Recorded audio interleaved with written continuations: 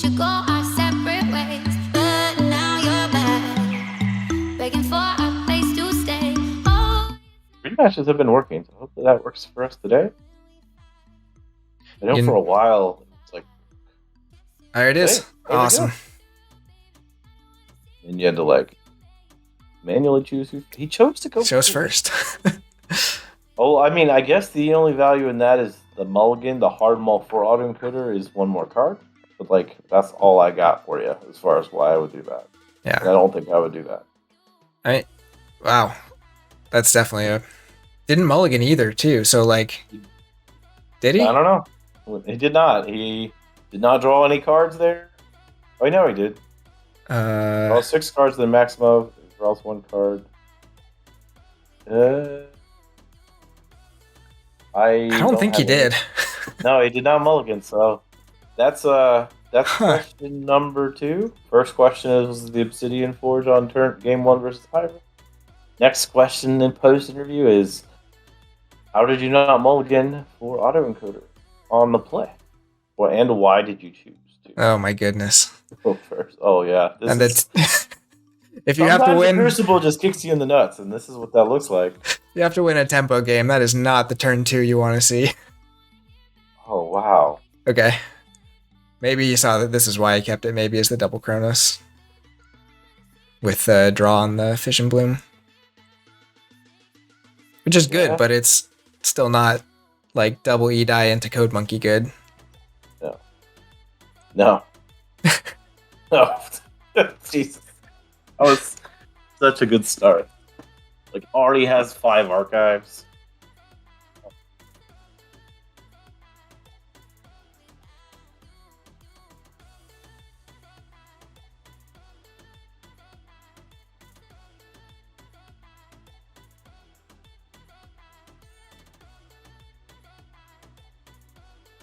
Yeah, did not see the autoencoder come out on turn 2.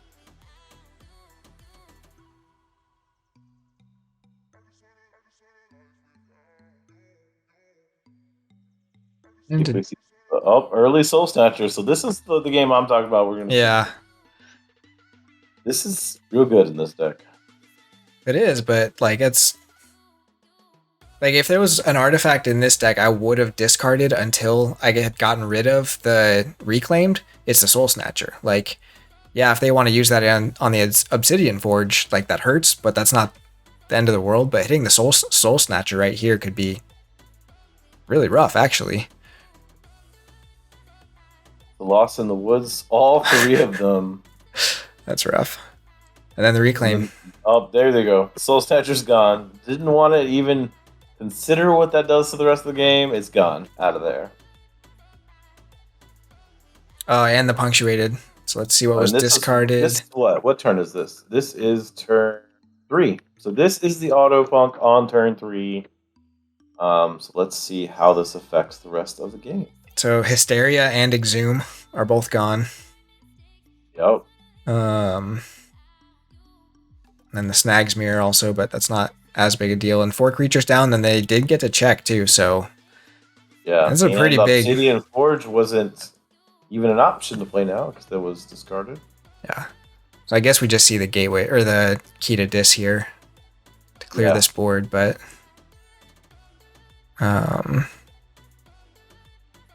Infernus is your only way of stopping the key, right? If you go on dis. Yep, there it is. Which it's still not a bad option, but do you hit the PE here? Yep, Punk and Reclaimed. They're both gone. Well, and now he knows if he gets that well, he will get back to it. So Obsidian Forge is gold right now.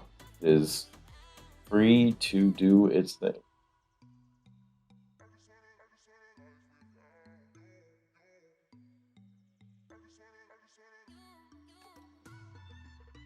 I was expecting a bigger turn there. Like, he punked the turn before. But he doesn't have the auto-encoder, right? So... Oh, that's true. Yeah. Yeah, definitely not where Xray wants to be. Oh, and now it's gone. So Punk is out of the game. Auto-encoder hasn't shown up yet.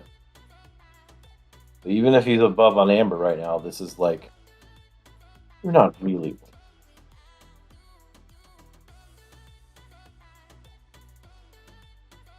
Discard.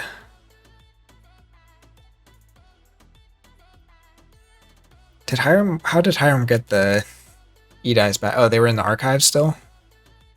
At one point, he had exhumed a code monkey and then played Hysteria or something like it was that. Like the Hysteria, he did play, I think, on his turn. Right, I think, did both of those go to the punctuated?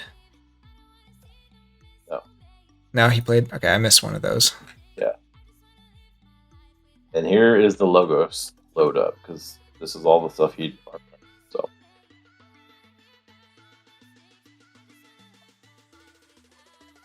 Xray's about to be back in that situation. He's cost $1 million. Somewhere in the Crucible on the other side is going to be graphed. So, like. True, but you also have, like, Axiom is way more viable here because the Soul Snatcher is gone. That's true. What do you expect? We just saw so, but we're probably going to see it again. Because it's Axiom if you have it or lose. Yeah, at this point. It does go back into Saurian, so. Is that Legion's March? Try and dig for play. it. Yep. There's only 6 cards left in the draw. Legion's March actually does. It doesn't kill anything here, but it'll strip the ward and deal lots of damage if he just reaps with these two. Hardly ever see that card actually do something. Yeah, there they are. Boom, boom. Oh, he's playing unambered folks, so yeah, didn't have it. And at 9, still not in check. Ay. And if you're Hyramgraff here, right, you don't even worry about. 5? Yeah, just read 5 times. Yeah. Like, maybe kill Torvus, because there is shenanigans with Ghost Talk and other things in here. Yeah. Like, slam Guardian into Torvus, read 4 times, ward something. Or go Star Alliance. Okay. Discard 3 red alerts. Yeah, some of them are gone already. Got one gone already. I better start seeing value out of this turn, Ross. Especially been check at 7 at minimum.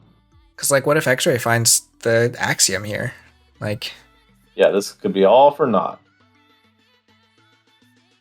Yeah, that's an impressive board of Star Alliance, but we'll see. We'll see what happens.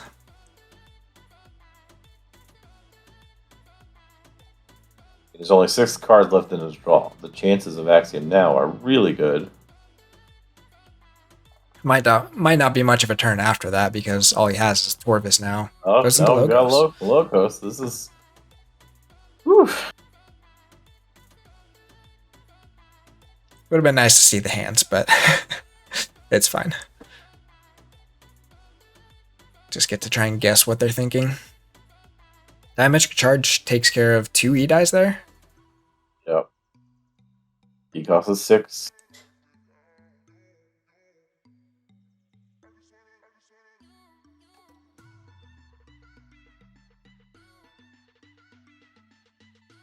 Did not Fission Bloom the charge, so you can tell he is expecting to be grafted here.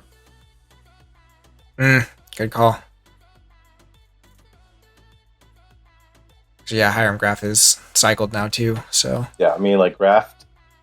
Like, unless we totally whiffed on seeing whether Punk hit it, I don't think it did. He has it in his archive or in his... Maybe that's what he was looking for, and maybe that's why he went through all the Star Alliances, just to make sure he had the graph. Oh, I guess that could be a thing. Because he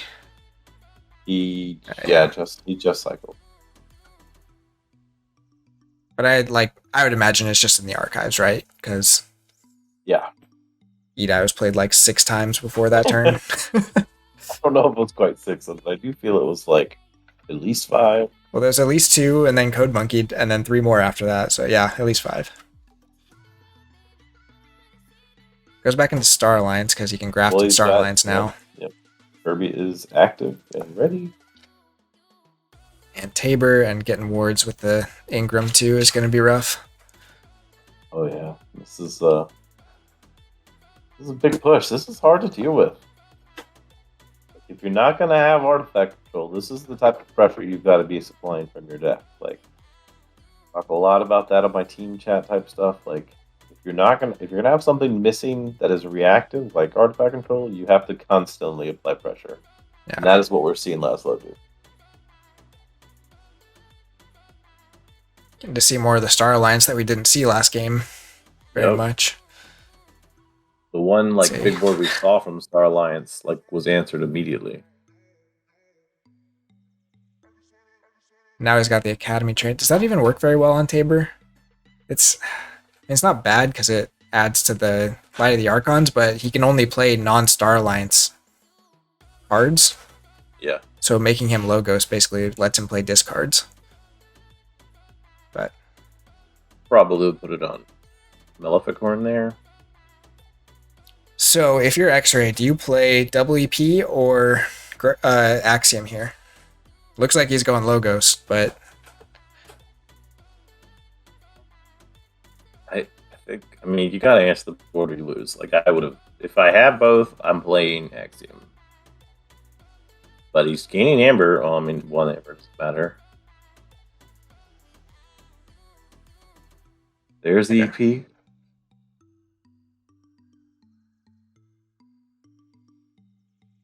So you have the second one.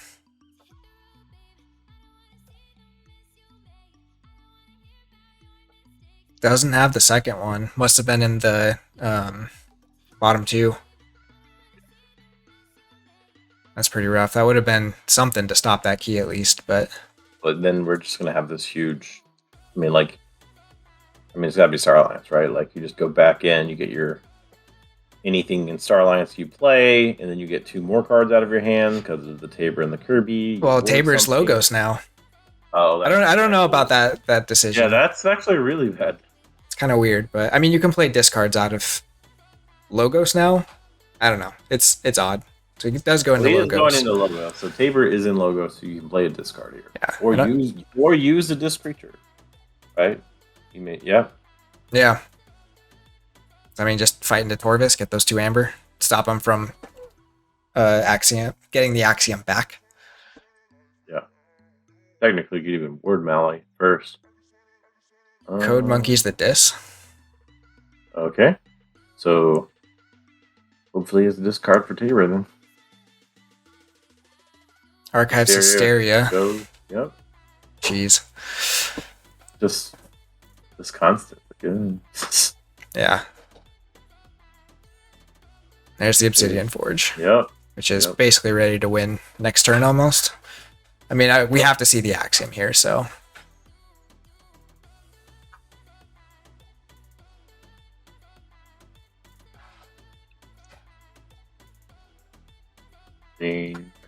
Ingram?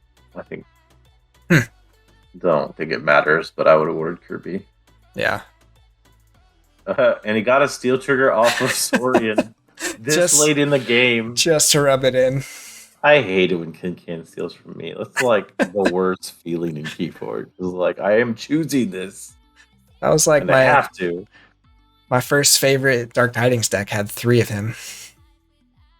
But it also had artifacts in every house, so it wasn't a very good Can deck. Yeah. So we do see the Axiom. Ludo, Primus, Spoils Battle.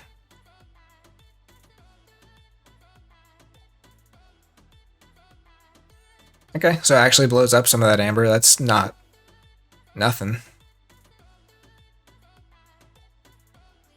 2 Amber and an Obsidian Forge down that you can't answer, and at least 3 discards in Archives. Yep. With a Hysteria. Which you definitely don't want to see right now with a hand on 5 after the chains from Axiom. And 2 dinos on the board. And we know one of them is Infernus, right? Because Infernus and Mally, plus Hysteria, we know those 3 are in his archive. So his archive alone is probably 4 Amber Crush. And one of your Effervescent is in the discard and your Axiom. So that's a pretty rough Infernus turn too.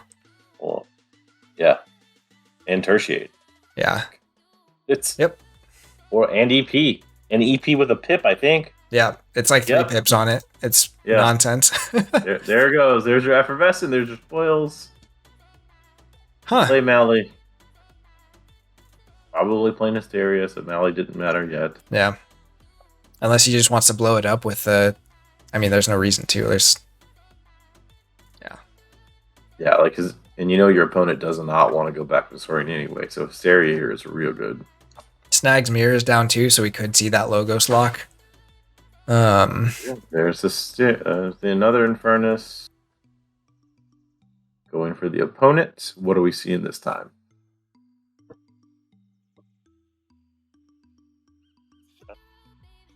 First round, both top and amber controls. Second round, your creature control. Because I don't have souls. Why not? Insults. Oh, wait. That's jeez. Purge. Purge is the Harbinger. Gets a pip. So, No, doesn't. that's weird. Probably would have done that here, but. Why not? More efficiency. Let's zoom Igor. So that I can flip my deck. There's not too many disc creatures, right? You can't actually get to the Obsidian Forge this turn. But you can get close. He needed 2 more amber in some kind of way. He did just set his deck, though, to exactly what he wanted. There's 1 more amber. He needs 1 more amber or 1 more creature, and the game would be over. But I don't think... There's not a disc creature left. He only has 4 disc creatures. Ugh. Well, 1 short.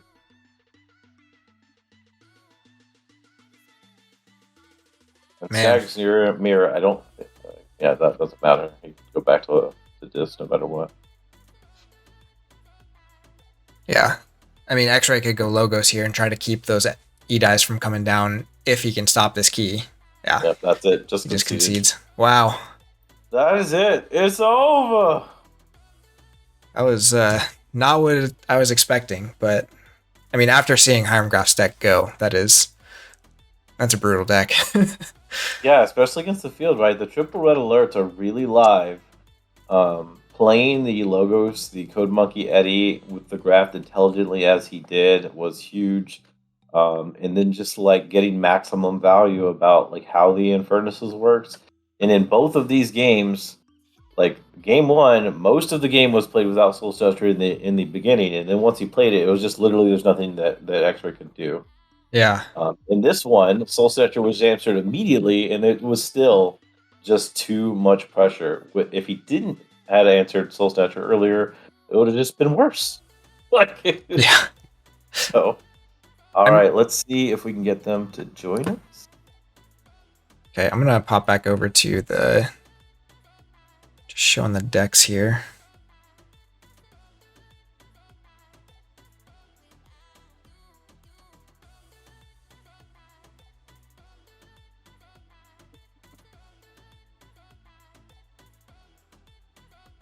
Hi, are you there?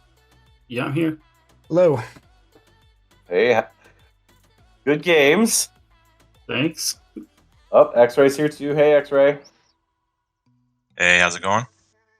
Going well. So let's start the way we did the last match. X-Ray, tell us how you felt throughout the round robin part, like leading up to here. Like how was your season? I felt like my season went pretty good. I did run into second act, and that game was pretty brutal. We had a split, and we went into game 3, and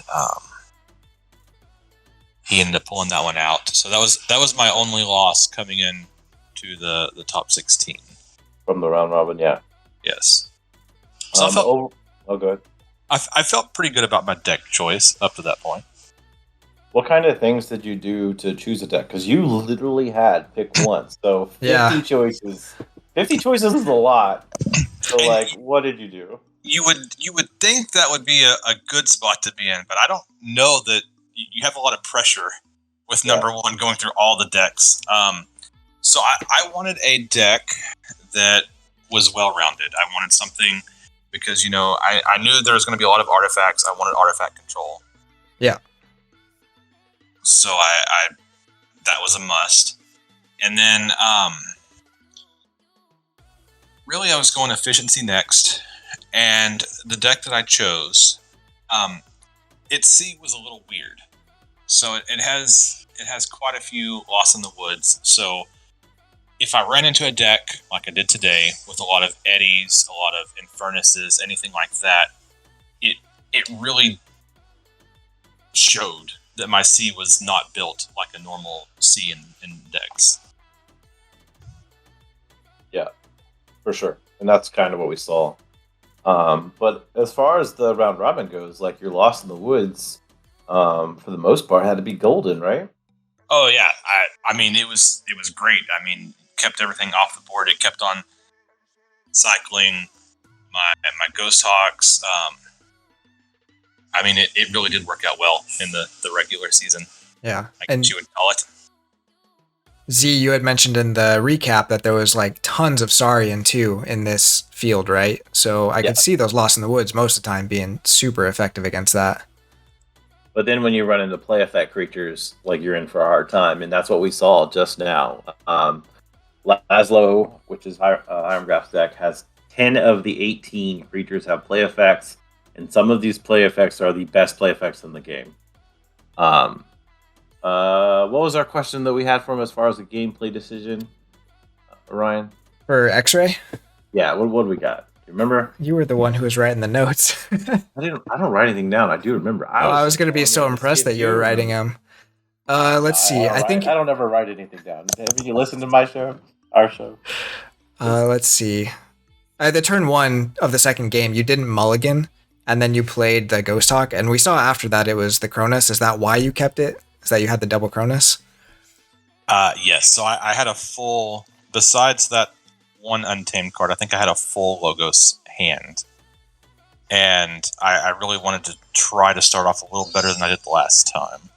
Gotcha. So, in our assessment, what we were saying I mean, you can go back and listen to it, but is that I think the best shot you have, because of the way your C is, it doesn't play like his deck is playing really into like your strength against you, is that you have to start off like totally fire, and that start for you is auto encoder into Punk by turn 3. We saw it hit that way around turn, I think it was like 4 or 5. I think it was turn 4, but you were going second in game 1 and just wasn't quite fast enough, but almost there. So I would have hard mulligan for auto encoder in that situation as my, like, if I know I'm against a deck, like in any matchup where I feel like I have to high roll to win that matchup most of the time, I hard mulligan for the thing that will allow me to do that. So that was like what we were talking about. But it is also really, really hard not to hold like a 5 of one house hand, play an off card and go into that. So we see that too. So I might have made the same decision as you in that case, but I probably I think I would have wanted the hard mull for auto encoder to try to get the high roll. Well, so I went back before we went into game 2, and I had pretty much realized at that point I was losing. So I went back through the game log, and I think 10 of the 14 turns that were taken by him were in Logos. So he lived in Logos the first game. And, the Eddies, really helped to just basically archive everything else until he needed it, take one big turn, and then come right back to Logos. So I really wanted to keep him off of Logos, and then game 2, I mean, Logos just came out fire again. Yeah. And I was like his first turn was like, I don't know, what was it? It was like Eddie, Igor, Code Monkey. Like, it was just stupid. I was like, what? I think I only started with 3 of those cards in my hand, too. I was really surprised by how fast that went off.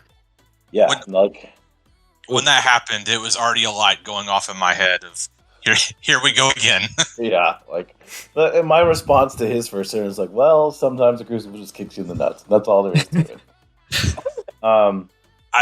I will say he did play a little bit more in the Star Alliance game 2 than the first game. Yeah, that felt different than the first game by a good amount, we noticed. Yeah.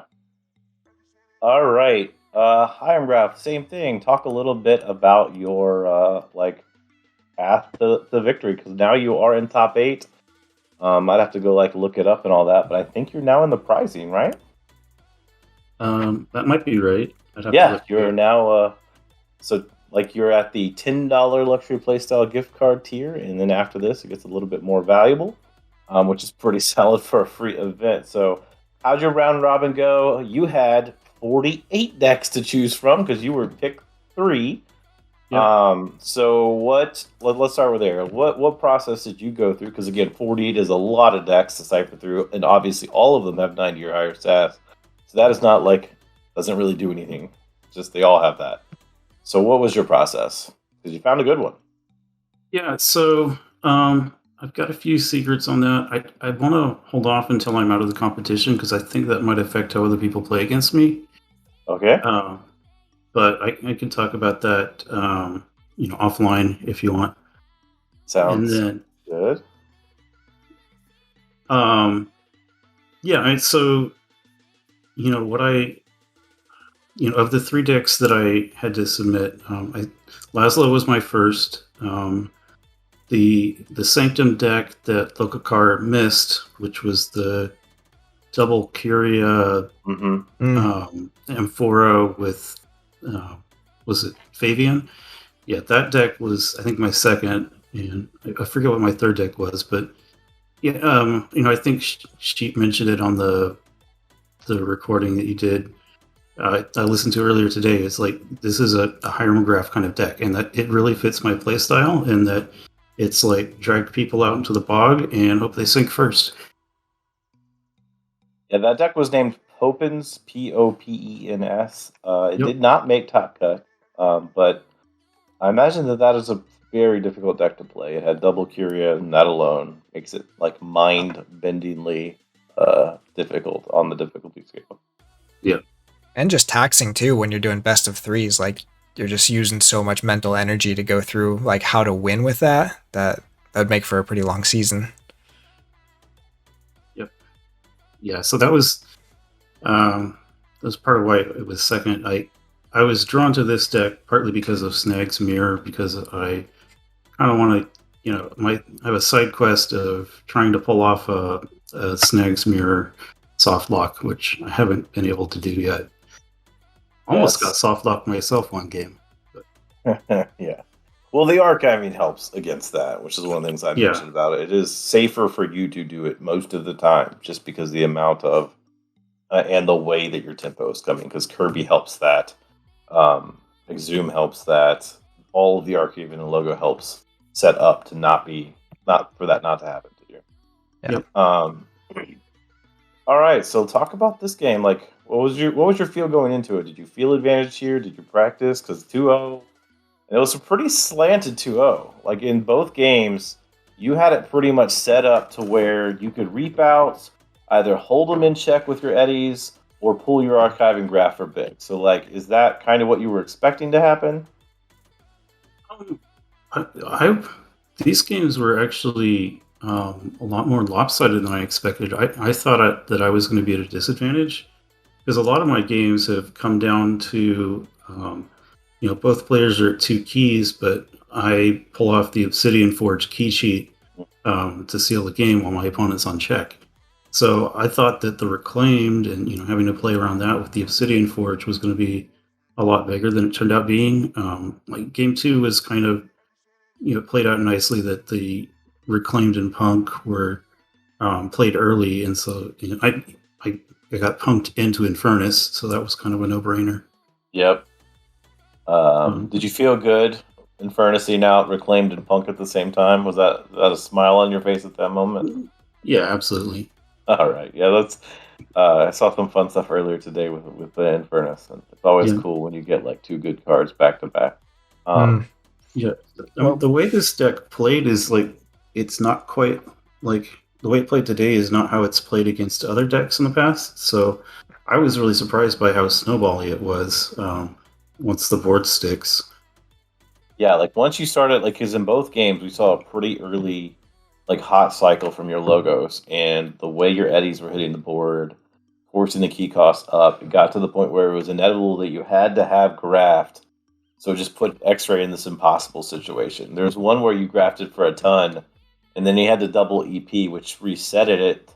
But then like he spent all of his, that's it. He's like that's his high amber control for a while, and then you were just able to go back and continue playing tempo right on top of him. So he like it just kept going from like worst to worst to worst. That's 2-0. So like how are you feeling, Hiram? Like you are like your during season record was very good. I think you're literally 8-1. I'm not like if we counted these, that's 10-1. Like this is way better than your practice. Like you were 3-2 is what you reported as far as open competitive. Are you feeling it? You're gonna go all the way? I mean, I hope. It's a little unfortunate that one of my Villains of Tyranny teammates, Philly, no one got knocked out because we were going to have to play each other if he won his match. But my other Villains of Tyranny teammate, Magnum Mile, Kyle, we might meet in the finals, so that could be exciting. Yeah, so you are going to be moving on to face D-Hoss with Tamar, Stomach of the Rabid Market at draft pick 33. So that will be interesting to see. And that will be streamed next week. And I'll work on scheduling that once we're wrapped up. What was our question here, Ryan? What do we got for him? What was so game one, there was a point, it's fairly early in the game, before Reclaim by Nature had come out, that you discarded the Obsidian Forge. And we were just pretty confused by that one. I think you already had Key to Dis in play because there was another artifact already. So Key to Dis on the board. You discarded Obsidian Forge, and had you played it, you would have gone to check. Like, what was the thought process there? Yeah, I mean, I didn't really think much about going to check with that, but the way my previous games have played out,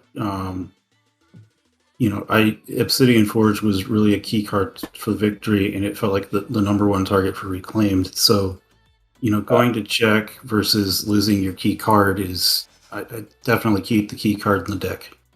Gotcha. So, I mean, I think you kind of answered in advance. So, like, you were thinking it was going to be much closer, like a 2-2 scenario. So you cycle your deck fast. So you were looking for it to be the closeout after you got a chance to purge out Reclaimed. Yeah. Gotcha. And that's what I said it might have been. Like we even talked through that. Like that might have been the scenario.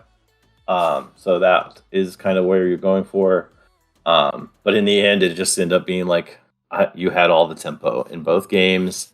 Xray was doing his best to respond. Ryan, you got any other questions for them before we kind of ask, their farewells and whatnot?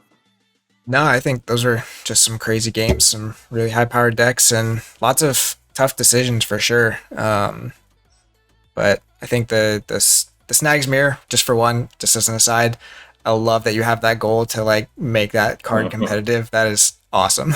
I love that. Great job, both of you getting to this point, and congrats, Hyramgraff, on the win, and we'll see you in the next round.